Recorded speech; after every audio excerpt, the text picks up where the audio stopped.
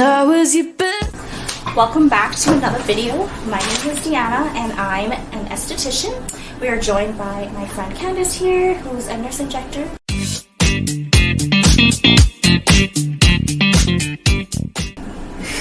Not yet, girl, not yet. She's been in the industry for quite some time now. 5 years. Yeah, so she did 4 years of nursing school, finished at the University of Alberta, and then finished your practicum in Ghana. Super cool.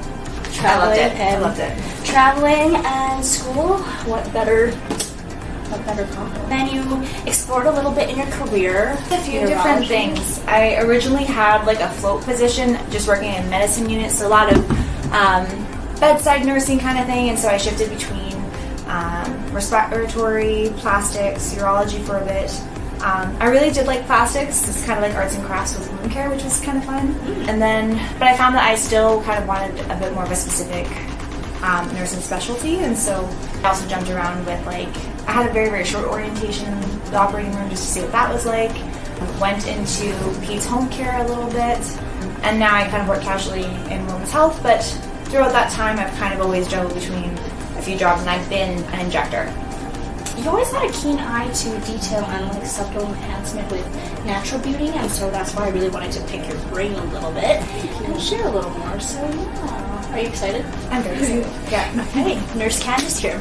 Tell us a little bit more about yourself outside of nursing and injections. Sure.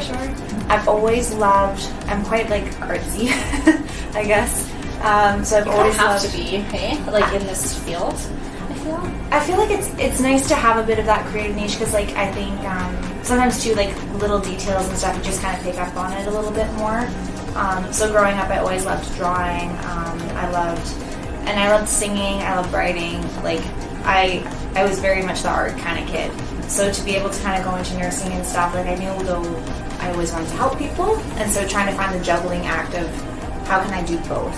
And so I always thought it would be a situation where I'd have to have a career to support the creative, where I'd be a nurse, I wouldn't have to worry about paying the bills by being a creative person. But now with injecting, I do see that it's the best of both, where I can be creative and encourage people and help them, and still have the flexibility of jumping around and dabbling with different aspects of nursing. Yeah, It's fun. I like that. I like that we can jump around and still help people, but you know, like I feel like both nursing and cosmetic injections are both helping people. Oh yeah, mentally. I'm really into wellness and nutrition and you know, mental, everything of that. So you have that, which is nice. So a lot of my patients actually ask me a lot about injections, and I'm like, oh, well, I am not in the field yet. Maybe, I don't know. I do know somebody who is. So yeah, let me just ask the questions. So the first question would be, what age do you recommend getting injectables? That's a good question. I find it can honestly vary person to person. We have people coming in as young as like 19. The earliest would maybe be 18 is like the youngest, but we don't have that very often. The oldest that we have is like 82. So when people start, honestly, it's unique to each person. I'd say like there is a concept called preventative Botox or baby Botox. I'd say like what that means is, so for example, with myself, I was starting to frown quite a bit in my early 20s, and I was starting to develop lines, but they weren't necessarily there at rest.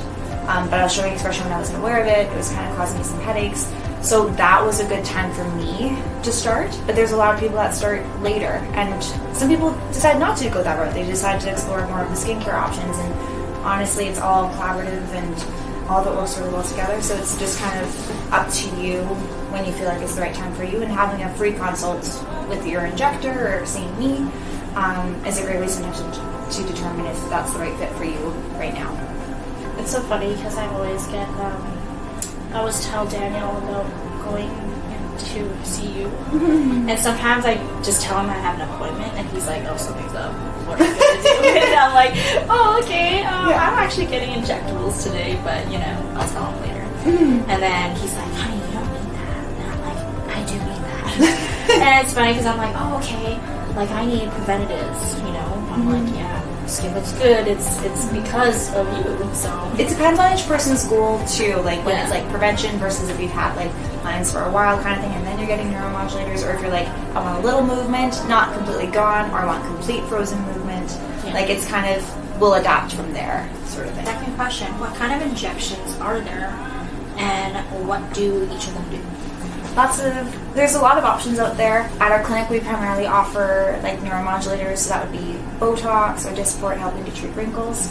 The next thing that we have is fillers. We use HA dermal fillers, which are made of hyaluronic acid. This is a compound that already exists in your body that adds hydration and structure, but with age, a lot of that can change and there can be volume loss, and so fillers can replace some of that, but also it will metabolize over time. It's not a permanent treatment. So that's why fillers are a really great option, because they are reversible. Yeah. With the ones that we use. There are some out there that aren't. So always ask your injector what kind of fillers you're getting. But mostly in Canada it's like HA fillers. Okay. Another thing that's kind of like new that we don't necessarily offer yet because we're still testing it out. It's salmon sperm. Okay, It's a skin. I heard of that. Yeah, it's basically a skin booster. We just kind of want to try it out on ourselves, but maybe that'll be in the works. And then there's one other trend that's out there. It is like biostimulator injectables, and so that would be something like Sculptra, which can help to stimulate collagen production in the skin. Our hesitation with that is that like it's more meticulous long term. It's not something where you see the benefits right away. You also can't reverse it. It's something that once it's in there, it's kind of there. But again, it's specific to each person. For some people, it would be a great treatment, versus for other people, it might not be the right treatment for them. Maybe fillers are a better option. So it's good just to have a consult and just to see different perspectives of what's out there, and meeting with someone that knows the specialty. Sculptra is like also tightening the skin, right? So what Sculptra does is it stimulates collagen, and so it can help with, if you have like a bit of a thinner, more elastic kind of like thinner skin where it's like really stretchy and stuff, the biostimulator would help the skin to be a little bit thicker, be a little bit more hydrated, a little bit more fresh and taut. But something where if you ever wanted to get though like a facelift or surgery, because you can't remove the product, it can sometimes make things stick together a little bit more, and it can be, there are surgeons that will probably still take you on if you ever want to do that in the future, but it's a little tricky because you can't undo it, and but it can create beautiful lasting results. So again, I just think it's very patient specific, and do talk to an injector prior to doing that. Where can we get injections? Botox and fillers. Great question. So with fillers, common areas that you would have treated would be like your lips, cheeks, chin, jawline. You can do temple if you find that you're starting to get some hollows here. That's also actually a nice one that you can do too, to get like a bit of a fox eye lift. Yeah. Although I think depending on the age, sometimes Botox will give you a bit of that lift already, where you don't have to do filler. Another option that you can do is you can do the neck for fillers. So say if you get like those tech neck horizontal kind of lines, that's what I call it, tech neck. Yeah. It can help to hydrate those. It can also, if you're getting older and your hands starting to look a little more bony, you can do a little bit of filler there, and you can do teardrop. That's for the most part, kind of, and yeah. So that's fillers. Now regarding Botox or Dysport treatments, so a lot of that again is treating movement or wrinkles or muscle movement. So you can do it in the frown, you can do it in the forehead here. Again, you can do it around the eye. What that would do is lifting up the tail. You can soften the smile into the crow's right here. You can use it with, if you have jowling at all and you have a very active dimpling chin, you can use it there. You can use it for a lip flip if you find you have a gummy smile and you just kind of want to see more of your lip volume. You can also use it though now in the platysma as well, and the neck bands, and that's kind of if you find that your neck's a little bit loose, you kind of almost slightly turtle neck a little bit, it can help to tighten that a little bit for you. And you can do it along the jawline there just to tighten that a bit more.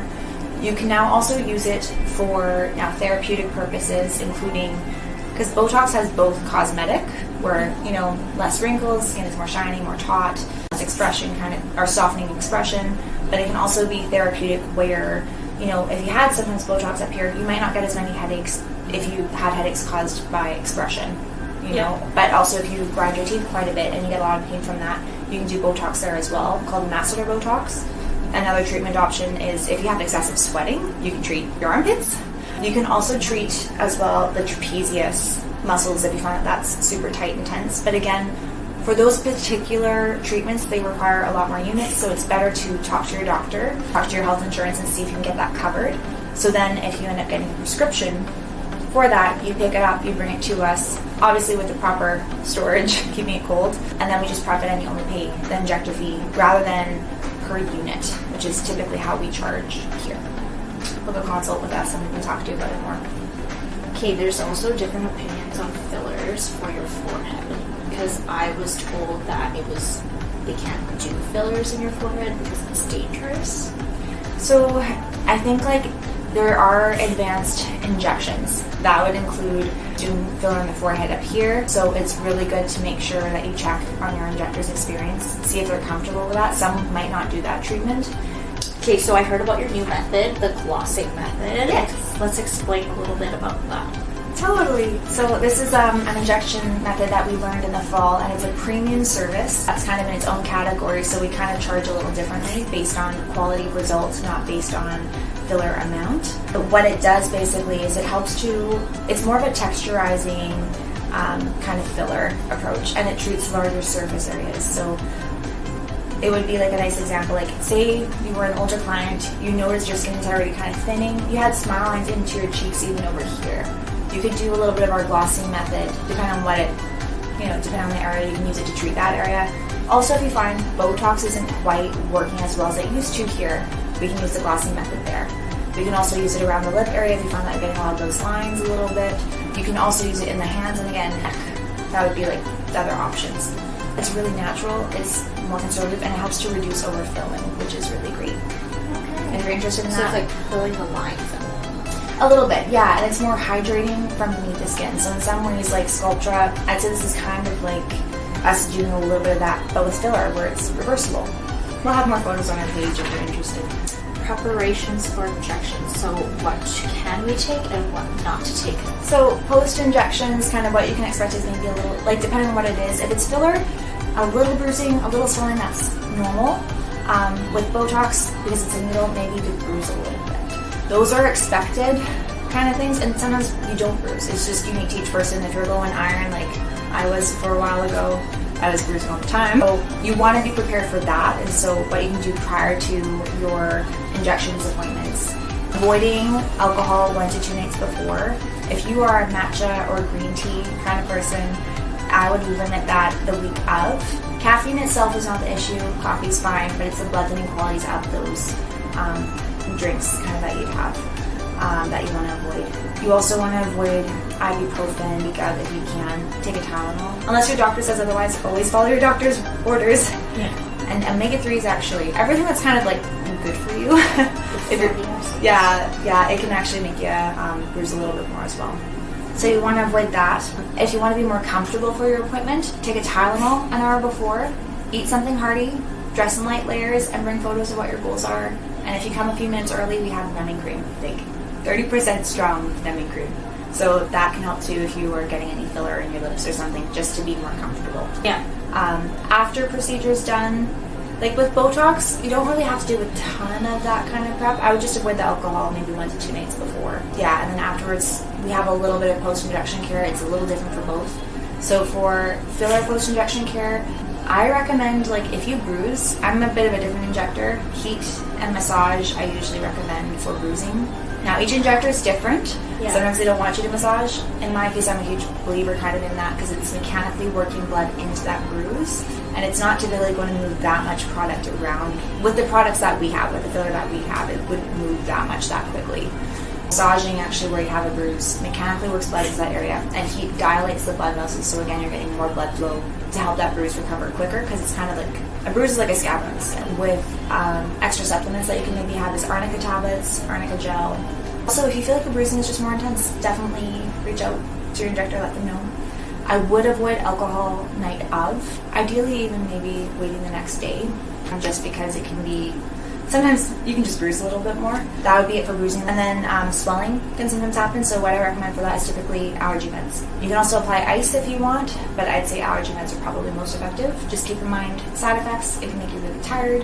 Take regular Benadryl, but if you take other medications, they can cause more alertness. So just make sure you don't drink alcohol with those meds. Botox treatments, post-injection care. You want to avoid laying down for the next 4 hours. You want to avoid profuse sweating, be it a sauna, or intense workout for about 1 to 2 days roughly, because Dysport or Botox is a thin, watery consistency, so the risk of sweating it out is there, so you want to avoid that. And then you want to avoid massaging where you've had Botox done. So yeah, filler, you can go ham with massage, but because it's more jello-y.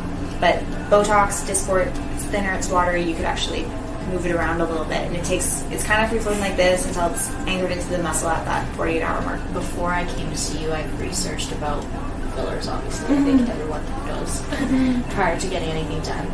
And it's just like hitting a blood vessel. So we always like to have people fill out a health history form prior to getting any injections done because we want to make sure that you're safe for treatment. So the risk with filler is that it could cause an occlusion just because it's a jello-like consistency, so it could block a blood vessel. So the solution to that would be pretty simple. You just dissolve it with an enzyme called hyaluronidase, at least with our filler type because it's an HA filler. But if you are anaphylactic to bees, the venom, like the bee venom, is chemically similar to the dissolver enzyme. So even though it's very rare to get an occlusion or anything like a block, you know, to have the safety net of being able to use the dissolver at any time if we need to, or maybe you feel like there's migration, or maybe you change your mind and you're like, filler is not for me. You can reverse it with this dissolver. But if you're anaphylactic to bees, there's the possibility of a cross reaction. So that's where we're like, you know what, if you have bee allergies, let's just stick to the neuromodulator. You can do skincare, you can do other options, or maybe sculpture is a better option. Like, just honestly, it's person specific. Okay, what is face painting? So that's just kind of more like a philosophy or mindset I have. I think having the approach of like a full face perspective where there's always balance, less is more kind of thing. I want to do that always. So say for example, you're like, I'm really wanting my lips done. I'm willing to commit to a full syringe. And so we do the injections, we're going in it. Now, we've done maybe 70% of that full syringe in your lips. There's still 0.3 mils, like 30% left over. I'm not going to put the rest in your lips where I think it could be overfilled. I will put it somewhere else in the face, so that way there's always overall facial balance and symmetry. And that's just a specific way that we inject at our clinic. What is your favorite thing to do for yourself? You know what, we'll talk about this probably more in the next month, so watch our social media. But I do love doing a few combo treatments. So for example, like with lips and stuff, if you're a little bit nervous about getting filler and you're not sure how much you want to do, I love doing a half syringe in my lips with a lip flip, a Botox lip flip. So flips the lip out a little bit, but also adds that little subtle hydration, and it's just really nice. But another thing I like to do is if I'm doing like under eyes or something like that, like I love to do under eye and cheek together. I think those go together really well. I think also doing neuromodulators and doing some sort of spa treatment can be really great. But you do just want to kind of space it out appropriately because, you don't want to move where the product is because it's easier to do that with Botox or Dysport. Yeah. But those are some of the ones I love. In regards to skincare, I really love Clear and Brilliant. That one's like the perfect skin reset and gives you like the best glow. Laser?